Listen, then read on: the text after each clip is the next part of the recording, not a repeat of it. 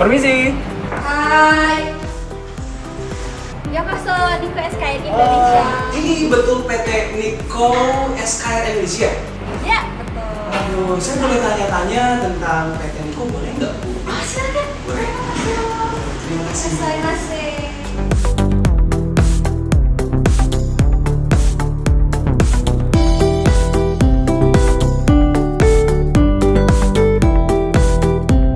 Oke, Assalamualaikum warahmatullahi wabarakatuh. Halo pemirsa Revolusi TV dan juga Revolusi Production House. Kembali bersama saya Zia Arifin. Inilah Revolusi Podcast bersama Revolusi, saatnya menuju perubahan.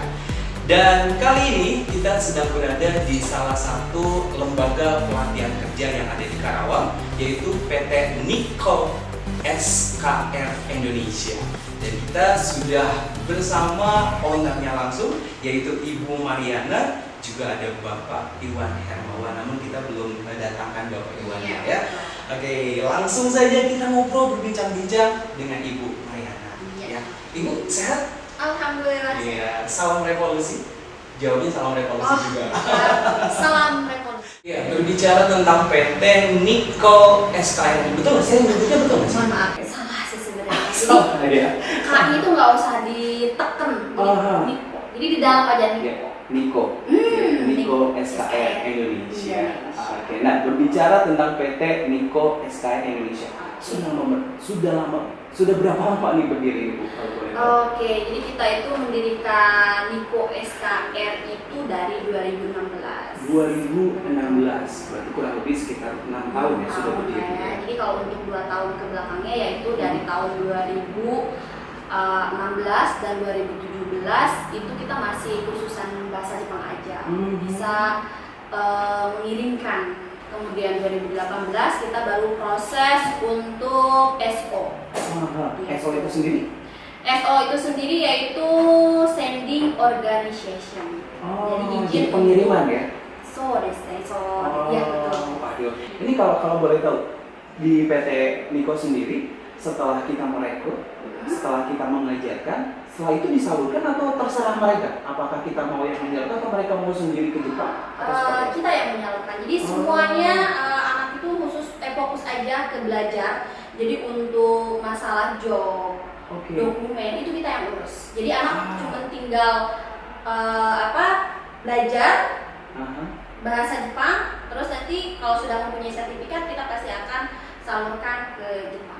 Waduh, ini kalau dibilang terdengar oleh kita nih selaku bahasanya peminat yang jelas-jelas ingin instan bisa pergi ke Jepang dan dengan mudah diberikan fasilitas oleh pihak Niko. Kayaknya sih apakah semahal itu? Berbicara harga, jadi kita berbicara harga ya. Karena biasanya sesuatu yang instan tapi belum tentu nih kalau secara harganya terjangkau bagi kita. Kalau boleh tahu seperti apa sih Pak? Jadi kalau untuk harga kita beda-beda ya. Yang tadi kan ada yang mempunyai sertifikat, yang daftarnya langsung mempunyai sertifikat itu harganya. Jadi kita harga keberangkatan aja dulu kan ya. Kita akan bahas biaya untuk keberangkatannya. Jadi biaya keberangkatan di Niko SKR Indonesia itu 35 juta. Biaya pemberangkatan. Iya. Kalau tadi kalau kita berbicara mundur sedikit, biaya untuk dia belajar selama 4 bulan itu beda lagi berarti? Beda lagi. Kalau untuk pemula sendiri kan dia harus belajar bahasa Jepang ya. Jadi belajar bahasa Jepang itu kan harus ada biayanya juga. Nah, tadi biaya yang dikeluarkan untuk biaya pemberangkatan ke Jepang adalah 35 juta. Iya. Tapi berbeda lagi dengan biaya pelatihan di sini. Iya. Ya, luar biasa. Bisa dijelaskan kalau untuk benar-benar jelas dari mulai pelatihan sampai dengan ke pemberangkatan, jadi kita harus menyiapkan biaya sebesar Oke. Jadi kalau dari awal banget sampai kita berangkat itu sekitaran anak harus habis 45 juta. 45 juta ya. Tapi tenang aja karena kita sudah menyiapkan dana talang juga bagi yang kurang mampu. Iya. Dan kalau tidak salah juga karena di sini ada beasiswa juga ya. Ya beasiswa ada. Ada ya. Itu diperuntukkan untuk siapa untuk beasiswa? Kalau beasiswa sendiri itu untuk khusus untuk program caregiver ya atau mindful biasanya. Oke. Nah, ini jujur aja ya kalau bagi saya pribadi atau mungkin bagi untuk sebagian orang 35 juta itu biaya keberangkatan, belum biaya di sini bahkan untuk biaya di sana. Tetapi jelas-jelas di sini kan PT Niko sendiri menjamin memang sudah bekerja sama dengan perusahaan-perusahaan sesuai dengan bidangnya sendiri. Itu kalau kita hitung-hitung secara penghasilan sendiri di Jepang, itu gimana nih ya? Kalau dibilang apakah akan tertutup dalam beberapa bulan? Kalau boleh tahu dibocorannya sedikit atau tidak juga nggak apa-apa sih, tidak dijelaskan. Oke.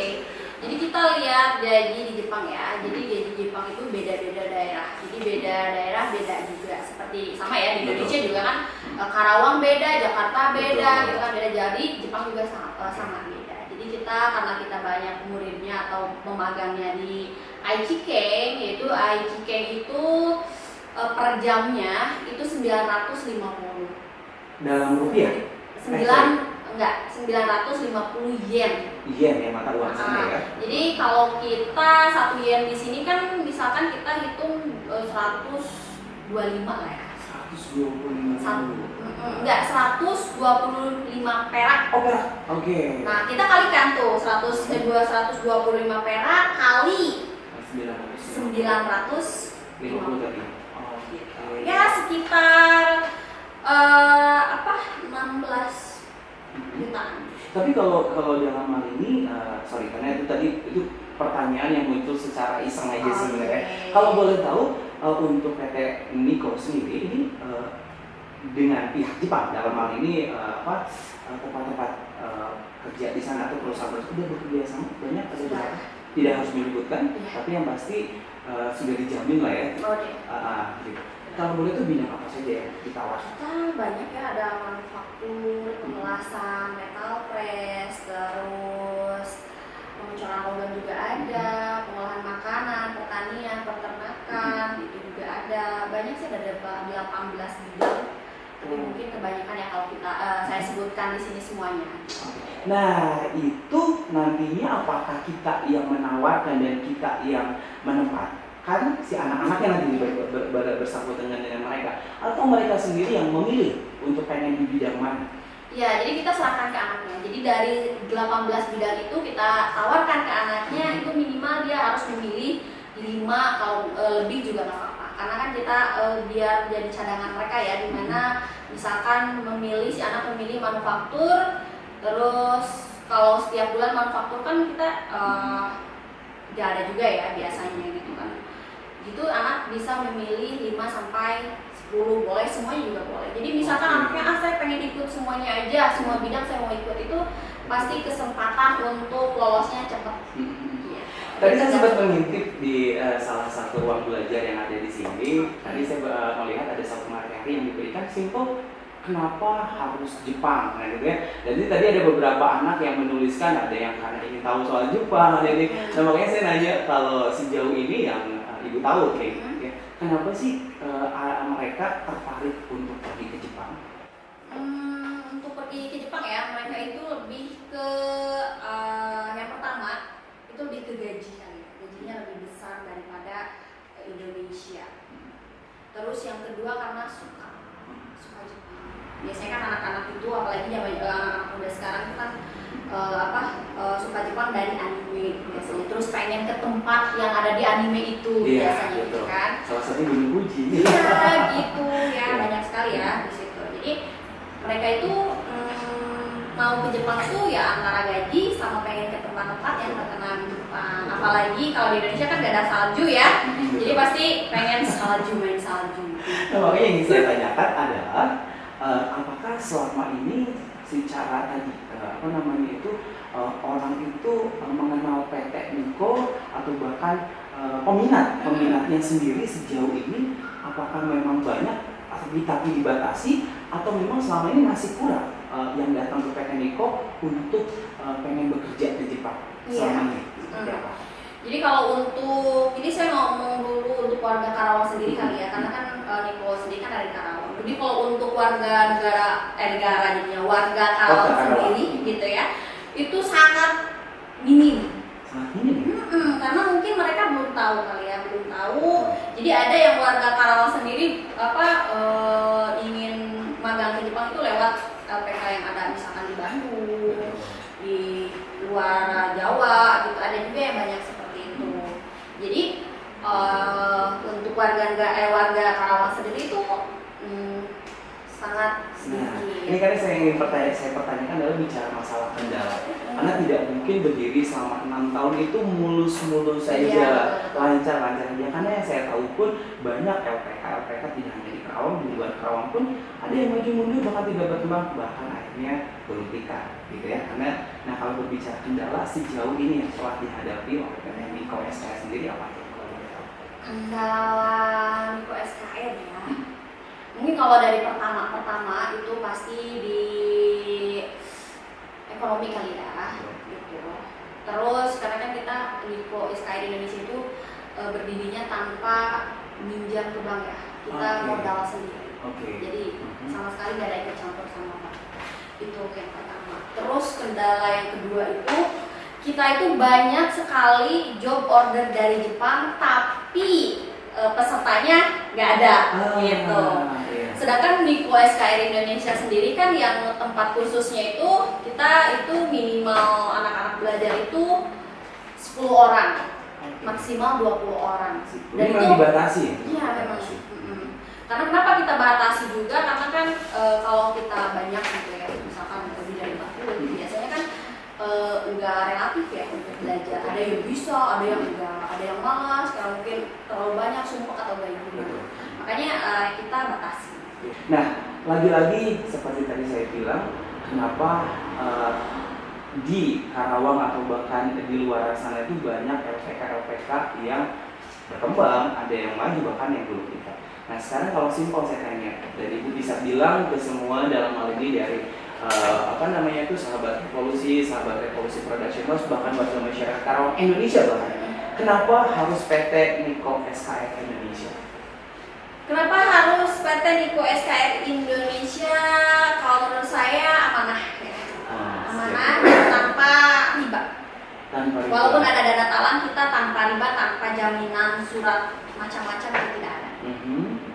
Ya. Terus menjanjikan untuk sangat menjanjikan. Iya, betul. Okay. Sangat menjanjikan, bahkan tanpa riba, sangat amanah. Terus apalagi tempatnya juga nyaman, ya, yang punyanya juga enak, baik. Oke, jadi kayaknya tidak ada salahnya kalau anak Anda atau Anda sendiri ingin mencoba untuk bekerja sama dengan PT Niko SKR Indonesia, ya. Oke, selain itu juga, ini kalau boleh tahu apakah PT Niko ini hanya ada di satu titik? Maksud saya ada cabang kah atau seperti apa? Kalau cabang kita ada di Garut ya. Di Garut Di kita Garut? ada, iya betul. Oke. Iya di Garut kita ada cabang, tapi kita belum resmi buka ya, karena kita masih proses dan lain-lain. Tapi kalau untuk LPK Mitra itu udah ada di mana? Untuk di Karawang sendiri, tadi mitranya banyak sudah ada. Ada di Karawang juga ada, di Drama itu ada, di Bandung, Cianjur, terus daerah Jawa juga. Oke. Nah, kalau berbicara PT Niko SKR sendiri, kalau boleh tahu nih, ini latar belakangnya seperti apa bisa berdiri PT Niko SKR Indonesia di Karawang? Oke, kalau untuk itu mungkin lebih lengkapnya Bapak aja yang jawab kali ya. Oke, jadi saya kesini nanya. Ya, gimana nih Pak, kalau boleh tahu ya? Ya, latar belakangnya sendiri sih waktu itu kebetulan saya juga ex Jepang, ya pernah tinggal di Jepang. Betul. Dan waktu itu saya bekerja sebagai penerjemah ya di sebuah perusahaan. Betul. Kemudian kita itu pihak dari Jepang kita udah pulang ke Jepang, sehingga saya berinisiatif untuk menyalurkan anak-anak muda Indonesia ya itu di Jepang untuk mengikuti jejak Bapak ya. Itu karena kan secara untuk dari segi keilmuan bahasa Jepang itu sangat-sangat menguntungkan, apalagi di sekarang Karawang, ya, banyak perusahaan-perusahaan Jepang. Dan untuk skill bahasa Jepang ini benar-benar sangat diperlukan. Wah, itu kan luar biasa.